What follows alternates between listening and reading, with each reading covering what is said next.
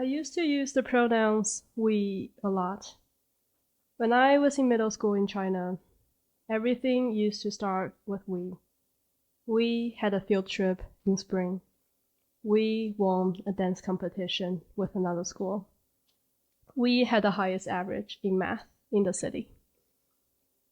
In high school, I hid in empty classrooms and roof access to avoid being a part of us. I took pride in being an outlier. Everybody got used to my absence. The struggle was concluded as I entered College of William and Mary, where I am constantly an outlier. I tried everything I couldn't do at home, which is why, as a STEM student, I signed up for an investigative journalism workshop.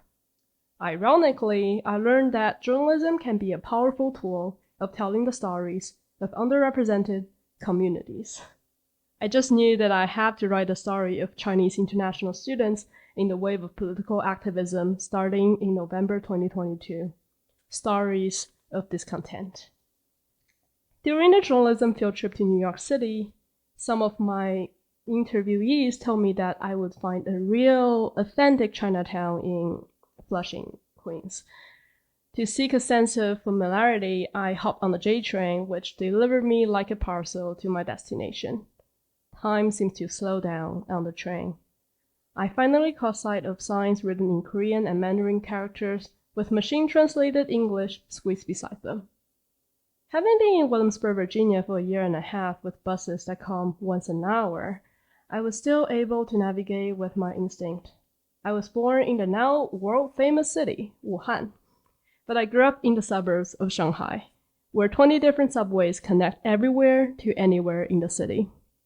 For a moment, I felt I had not changed the slightest since I left home. I stopped by a breakfast shop with a waiting line, the same type of breakfast shop from the suburb of Wuhan that my mom and I occasionally went to. Just that this one was much smaller and sold primarily 煎饼果子from the northern part of China. Waiting in line, nothing felt real to me. The normality of the scene overwhelmed me. In downtown Williamsburg, all I had were brownish red bricks, neatly manicured lawns, people's stares, and curious questions. They stare at me and ask me questions all the time. They are eager to know because I disrupt the norm. Where are you from? China. If you insist on asking for the details, I was born in Wuhan and grew up in Shanghai. No, Shanghai is not close to Beijing. They are more than 700 miles apart. Your English is very good. How long have you learned? Thanks for recognition. For your interest, I started in kindergarten. It took me a long time to become fluent.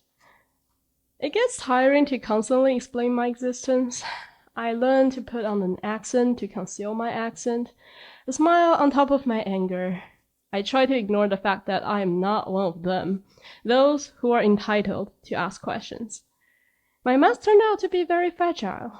It broke in an instant when I met the steam rising with the smell of fresh dough and scallion in that tiny breakfast shop in Flushing. For once, I do not need to pretend to be something I am not. I spent the rest of the morning wandering on the streets while having the 煎饼果子. I could not find any glimpses of my home in Flushing. I visited a place just like Flushing in China a year before coming to the US. Enshi City, 1,500 kilometers west of Shanghai, had the same feeling of looming poverty as Flushing. Eventually, I became tired, so I found a seat in a Chinese-style bakery full of pastries and cakes bakers in China invented based on their understanding of pastries and pigs in the West. A woman, about 60 years old, came in and asked me if she can sit next to me. I snapped back into journalist mode, and I initiated a conversation. She opened up after learning that I grew up in Shanghai. We went through many years of her life. My mother used to have those conversations with women older than her in the neighborhood all the time. I clumsily imitated her, paying attention to each detail of the story. She told me about her lack of higher education due to Cultural Revolution, her husband insisting on moving here to her dismay, her daughter-in-law accusing her of xenophobia against people from rural parts of China, her son, and her grandchild she is so proud of, that she does not mind her physically demanding work to push them forward. The story would not even have been as appealing to me had we not talked in Flushing. In fact, if we were in Shanghai, we would not even talk to each other. Yet, we were two hopeful and unhappy people who met on a sunny afternoon in Flushing. Thank you.